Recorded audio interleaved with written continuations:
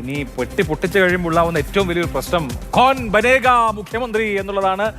ഞാൻ നേരത്തെ പറഞ്ഞതുപോലെ ഇടത് ക്യാമ്പിൽ പ്രത്യേകിച്ച് ചർച്ചയൊന്നുമില്ല. ഒരു പക്ഷേ വേറൊരു മുഖ്യമന്ത്രി മുഖമില്ലാത്തത് കൊണ്ടാകാം. പക്ഷെ കോൺഗ്രസ് ക്യാമ്പ് അങ്ങനെയല്ല. എന്തൊക്കെയാണ് കോൺഗ്രസ് ക്യാമ്പിൽ സംഭവിക്കുന്നത് എന്നുള്ളത് തീർച്ചയായിട്ടും കൗതുകകരമായ കാര്യമാണ്.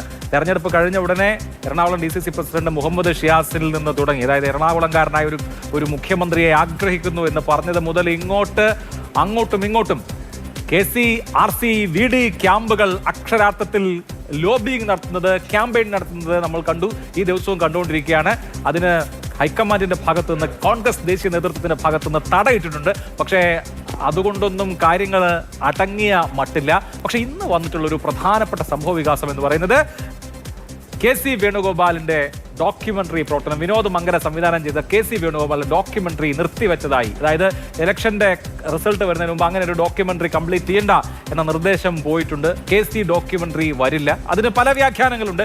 ഹൈക്കമാൻഡ് നിർദ്ദേശിച്ച ഒരു കാര്യം, അതായത് ചേരിതിരിഞ്ഞുള്ള ഇത്തരത്തിലുള്ള ക്യാമ്പയിനിങ് വേണ്ട എന്ന് ഹൈക്കമാൻഡ് നിർദ്ദേശിച്ചതിന് ശേഷം ഹൈക്കമാൻഡിന്റെ തന്നെ ഭാഗമായ KC വേണുഗോപാലിന്റെ ഭാഗത്തു നിന്ന് അങ്ങനെ ഉണ്ടാവുന്നത് അത് മോശമായ ഒരു പ്രതിച്ഛായ ഉണ്ടാക്കും എന്നുള്ളത് കൊണ്ടാണ് എന്നൊരു വ്യാഖ്യാനം വന്നിട്ടുണ്ട്. KC പിന്മാറുന്നതിന്റെ സൂചനയാണ് എന്ന് പറയുന്നവരുണ്ട്. എന്തായാലും അദ്ദേഹത്തെ പബ്ലിക് അക്കൗണ്ട്സ് കമ്മിറ്റിയുടെ ചെയർമാനായി വീണ്ടും തെരഞ്ഞെടുത്തിരിക്കുക കൂടിയാണ്. രതീഷ്, KC വേണുഗോപാൽ പിന്മാറുകയാണോ? ഉറപ്പിക്കാൻ കഴിയില്ല. 3 പേരുടെ പേരുകളും KC വേണുഗോപാൽ, രമേശ് ചെന്നിത്തല, VD സതീശൻ. അത് ഏത് ഓർഡറിൽ പറഞ്ഞാലും ആരുടെയും 1, 2, 3 ഞാൻ നമ്പർ ഇട്ടല്ല കേട്ടോ. ഈ 3-ൽ ആരും ഓർഡർ പ്രധാനമാണ്. പക്ഷേ ഈ 3-ൽ ആരും മുഖ്യമന്ത്രിയാകാം എന്നതാണ് ഇപ്പോഴത്തെ കോൺഗ്രസിലെ സാഹചര്യം. ഭരണം കിട്ടിയാൽ അവിടെ KC വേണുഗോപാൽ പിന്മാറുകയാണോ എന്ന ചോദ്യം വരുമ്പോൾ, KC വേണുഗോപാൽ പിന്മാറുകയാണെങ്കിൽ, ഞാനൊരു ഹൈപ്പോത്തറ്റിക്കൽ സിറ്റുവേഷൻ പറഞ്ഞാണ്, KC വേണുഗോപാൽ പിന്മാറുകയാണെങ്കിലോ എന്ന ചോദ്യത്തിന് വളരെ പ്രസക്തിയുണ്ട്. കാരണം പാർട്ടി ജയിച്ചു വന്നാൽ പാർലമെന്ററി പാർട്ടിയിലെ ഭൂരിപക്ഷം വളരെ നിർണായകമാണല്ലോ. കോൺഗ്രസിന്റെ വക്താക്കൾ, KC പക്ഷത്തുള്ള വക്താക്കൾ ആവർത്തിച്ച് പറയുന്ന ഒരു കാര്യം, പാർട്ടിക്ക് സാമ്പ്രദായികമായ രീതിയുണ്ടെന്ന്. ആ സാമ്പ്രദായികമായ രീതി എന്ന് പറയുന്നത് MLA-മാരുടെ തലയെണ്ണുകയാണ്. MLA-മാരുടെ തലയെണ്ണിയാൽ സ്വാഭാവികമായിട്ട് KC വേണുഗോപാലിനായിരിക്കും കൂടുതൽ ഭൂരിപക്ഷം. KP നൗഷാദ് അലിയും മുഹമ്മദ് ഷിയാസും ജയിച്ചു വന്നാൽ അല്ലാതെ VD സതീശനെ നിർദ്ദേശിക്കാൻ പോലും ആരും ഉണ്ടാവില്ല എന്നൊക്കെ വളരെ ആത്മവിശ്വാസത്തോടുകൂടി KC പക്ഷം പറയുന്നുണ്ട്. പക്ഷേ നിലവിലുള്ള സാഹചര്യത്തിൽ KC വേണുഗോപാൽ പിന്മാറുകയാണെങ്കിൽ, ഒരു ടാക്ടിക്കലായ പിന്മാറ്റം നടത്തുകയാണെങ്കിൽ രമേശ് ചെന്നിത്തലയെ മുന്നിൽ നിർത്തി വേറൊരു യുദ്ധം നയിക്കാൻ സാധ്യതയുണ്ടോ? ഞാനത് പറയാനുള്ള കാരണം, ഇന്നലെ മലപ്പുറത്ത് നിന്ന് ശ്രദ്ധേയമായ ഒരു വർത്തമാനം വന്നത്, KC വേണുഗോപാലിന്റെ ഫസ്റ്റ് ലെഫ്റ്റനന്റ് ആയിട്ടുള്ള KP അനിൽകുമാർ രമേശ് ചെന്നിത്തലയെ മുക്തകണ്ഠം പ്രശംസിക്കുന്നു, പിറ്റേന്ന് ഡോക്യുമെന്ററി നിർത്തിവെക്കുന്നു. എന്തെങ്കിലും സൂചന ഉണ്ടോ? അല്ല, പക്ഷേ ഇത് മിക്സ്ഡ് ആയിട്ടുള്ള അല്ലെങ്കിൽ കൺഫ്യൂസിംഗ് ആയിട്ടുള്ള സിഗ്നൽസ് അയക്കുക എന്നുള്ളതും ഒരു പക്ഷേ നേതാക്കൾ സ്വീകരിക്കുന്ന ഒരു തന്ത്രമായിട്ട് വേണമെങ്കിൽ കാണാം. അതല്ല എങ്കിൽ ഒരു നേതാവ് തന്നെ ക്യാമ്പയിനുമായിട്ട് മുന്നോട്ട് പോകുന്നു എന്നുള്ള അല്ലെങ്കിൽ അത് നടക്കുമ്പോൾ തന്നെ ഒരു വ്യത്യസ്തമായ മെസ്സേജ് പുറത്തേക്ക് കൊടുക്കുക, അല്ലെങ്കിൽ അങ്ങനെ ഇല്ല എന്ന് കൊടുക്കുന്നതുമാകാം. നമുക്കിത് അറിയില്ല. പ്രത്യേകിച്ചും ഹൈക്കമാൻഡ് ഇത്തരത്തിൽ കാര്യങ്ങൾ നിരീക്ഷിക്കുമ്പോൾ. ഇപ്പോൾ നേരത്തെ അഭിലാഷ് പറഞ്ഞതുപോലെ തന്നെ KC വേണുഗോപാൽ എന്ന് പറയുന്നത് പാർട്ടിയുടെ ഏറ്റവും പ്രധാനപ്പെട്ട നേതാവാണ്.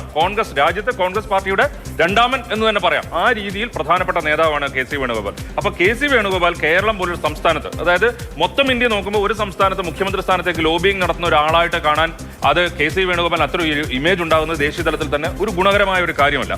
അപ്പോൾ അതിനപ്പുറം ഈ സാമ്പ്രദായികമായ രീതി എന്ന് പറയുമ്പോൾ എനിക്കൊന്ന് രതീഷ് അത് കൂടുതൽ പറയാൻ വേണ്ടി, അതായത് 2 രീതിയിൽ കോൺഗ്രസിൽ ഈ കാര്യം നടക്കാം. ഒന്ന്, ഇവിടെ കേന്ദ്രത്തിൽ നിന്ന് AICC പ്രതിനിധികൾ വന്ന് ഇവരോട് അല്ലെങ്കിൽ സംസാരിച്ചിട്ട്, അല്ലെങ്കിൽ അവർ വന്ന് പങ്കെടുക്കുന്ന യോഗത്തിൽ MLA-മാർ ഇത് ഹൈക്കമാൻഡിനെ ചുമതലപ്പെടുത്തി യോഗം പിരിയാം.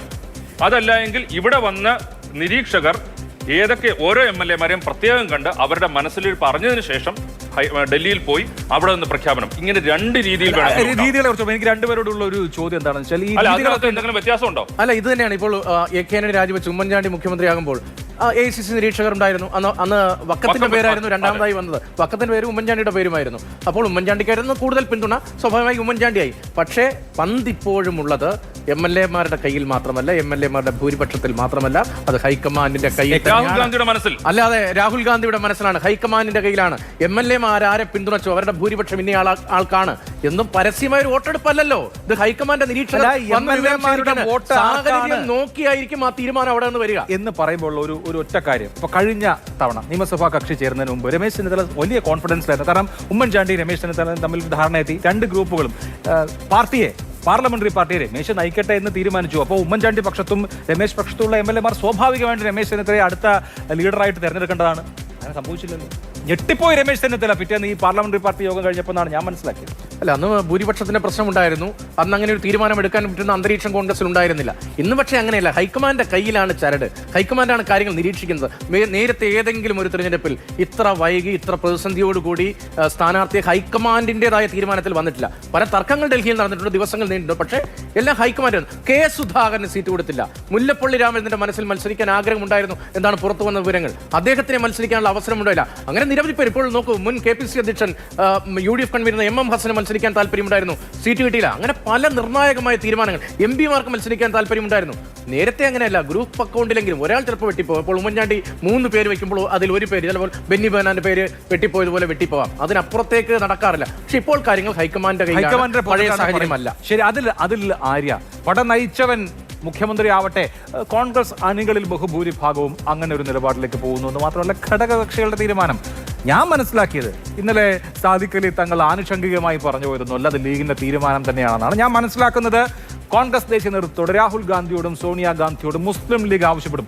UDF ചെയർമാൻ എന്ന നിലയിൽ VD സതീശൻ മുന്നിൽ നിന്ന് നടത്തിയ തെരഞ്ഞെടുപ്പാണ്. ഈ തെരഞ്ഞെടുപ്പിന്റെ റിസൾട്ട് വരുമ്പോൾ VD സതീശൻ വേണം മുഖ്യമന്ത്രിയായിട്ടെന്ന് മുസ്ലിം ലീഗ് എന്ന UDFന്റെ ഏറ്റവും അവിഭാജ്യ ഘടകകക്ഷി തന്നെ ആവശ്യപ്പെടുമെന്നാണ് ഞാൻ വിചാരിക്കുന്നത്. അവർക്ക് അങ്ങനെ ഒരു ആലോചനയുണ്ട്. കോൺഗ്രസ് ഹൈക്കമാൻഡിന്റെ കോർട്ടിലാണ് പന്ത് എന്ന് പറയുമ്പോൾ വ്യക്തിപരമായി രാഹുലിനോ സോണിയക്കോ അങ്ങനെ ഒരു തീരുമാനം എടുക്കാൻ കഴിയുമോ? ഈ ബാഹ്യ സമ്മർദ്ദങ്ങളെല്ലാം മാറ്റി നിർത്തി ഈ 3 പേരും യോഗ്യരാണ് എന്ന കാര്യത്തിൽ സംശയമില്ല. അവിടെ നമ്പേഴ്സ് മാറ്റർ ചെയ്യുമെന്നാണ് എനിക്ക് തോന്നുന്നത്. ഇപ്പം ഈ പറയുന്ന പോലെ 70 മുതൽ 75-നുള്ളിലാണെങ്കിൽ KC വേണുഗോപാൽ ഡൽഹിയിൽ നിന്ന് കേരളത്തിലേക്ക് മുഖ്യമന്ത്രിയാകാൻ വരില്ല എന്ന് തോന്നുന്നു. അറിയില്ല. അത് കഴിഞ്ഞപ്പോൾ 85+ പോയാൽ VD സതീശൻ കൂടുതൽ അഡ്വാൻറ്റേജ് അല്ലെങ്കിൽ കൂടുതൽ സേ ഉണ്ടാകുമെന്ന് തോന്നുന്നു. ലീഗ് വളരെ കൃത്യമായി ജനവികാരം, ജനഹിതം എന്ന് പറഞ്ഞ് VD സതീശനാണ് ലീഗിന് സ്വീകാര്യതയുള്ള നേതാവ് എന്ന് പറഞ്ഞു കഴിഞ്ഞിട്ടുണ്ട്. അത് പറയാൻ എനിക്ക് തോന്നുന്നൊരു കാരണം, പലതവണ ഇപ്പൊ വെള്ളാപ്പള്ളി മുതൽ ഇങ്ങോട്ട് മുസ്ലിം ലീഗിന്റെ മതേതര മുഖം പലരും ചോദ്യം ചെയ്തിരുന്നു. ആ സമയത്തൊക്കെ ഇവർക്കെതിരെ, വെള്ളാപ്പള്ളിക്കെതിരെ ആണെങ്കിലും ശരി, NSSനെതിരെയായാലും ശരി, ശക്തമായ നിലപാട് ആ വിഷയത്തിൽ എടുത്തത്, സംസാരിച്ചത്, പ്രതിരോധിച്ചത് VD സതീശനാണ്. അതുകൊണ്ട് ലീഗിന്റെ മതേതര മുഖം ചോദ്യം ചെയ്യപ്പെടുമ്പോൾ പ്രതിരോധിക്കാൻ VD സതീശനുണ്ടായിരുന്നു.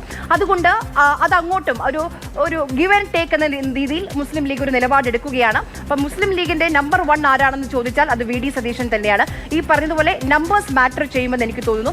ഈ 10 വർഷം പ്രതിപക്ഷത്തിരിക്കുക, അത് ഇപ്പോൾ കോൺഗ്രസിനാണെങ്കിലും ശരി, ലീഗിനാണെങ്കിലും ശരി, അത് എളുപ്പമുള്ളൊരു കാര്യമായില്ല. 10 വർഷം പ്രതിപക്ഷത്തിരുന്ന ഒരു പാർട്ടിയെ ഇത്രയും ഊർജ്ജത്തോടെ, ഇത്രയും ആവേശത്തോടെ നയിക്കുക, അത് VD സതീശനാണ് ചെയ്തത്. ഈ പറഞ്ഞ പോലെ എടുത്ത നിലപാടുകൾ, ഇപ്പോൾ രാഹുൽ മാങ്കൂട്ടൽ വിഷയം മുതൽ ഇങ്ങോട്ട് KC വേണുഗോപാലും ചെന്നിത്തല യോഗ്യരല്ല എന്നല്ല കേട്ടോ, കൂടുതൽ വോട്ടുകൾ ഒരുപക്ഷെ പെട്ടിയിൽ വീണപ്പോൾ VD സതീശൻ എടുത്ത നിലപാടുകൾക്ക് കൂടി ആ വോട്ട് വീണിട്ടുണ്ടാകും പെട്ടിയിലെന്ന് ഞാൻ കരുതുന്നു. അപ്പോൾ രാഷ്ട്രീയ വനവാസത്തിന് പോകാൻ എന്റെ ഓർമ്മയിൽ, അല്ലെങ്കിൽ കേരളത്തിലെ രാഷ്ട്രീയ ചരിത്രത്തിൽ തോറ്റാൽ ഇത്രയും ചെറുപ്പത്തിൽ മന്ത്രി പോലും ആയിട്ടില്ല VD സതീശൻ അങ്ങനെ ഒരു നിലപാട് പറയാൻ ഒരു ആർജവം കാണിച്ചു, അങ്ങനെ ഒരു ധൈര്യം കാണിച്ചു. ധൈര്യമാണോ പക്വതയില്ലായ്മയാണോ എന്നുള്ളത് ഡിബേറ്റബിൾ ആണ്. രാഷ്ട്രീയ കൗശലമാണ്. തീർച്ചയായിട്ടും. അപ്പൊ നിലപാടുകൾക്കും ആ ആർജവത്തിന് കൂടി വോട്ട് വീണിട്ടുണ്ടാകും. രാഷ്ട്രീയ വനവാസം എന്ന VD സതീശന്റെ പ്രഖ്യാപനം ഒരു രാഷ്ട്രീയ കൗശലം കൂടിയാണ്. തോറ്റാൽ എനിക്കാണ് ഉത്തരവാദിത്തം, ജയിച്ചാൽ നിങ്ങൾക്ക് എല്ലാവർക്കും എന്ന് പറഞ്ഞാൽ ജയിച്ചാൽ നിങ്ങൾക്ക് എല്ലാവർക്കും അതിന്റെ ഉത്തരവാദിത്തം ഉണ്ടോ? തോറ്റാൽ എനിക്കാണെങ്കിൽ ജയിച്ചാലും എനിക്കാണ് ഉത്തരവാദിത്തം. അതിന്റെ ഓണർഷിപ്പ് ഏറ്റെടുക്കുകയാണ്. അത് രാഷ്ട്രീയ കൗശലമാണ്.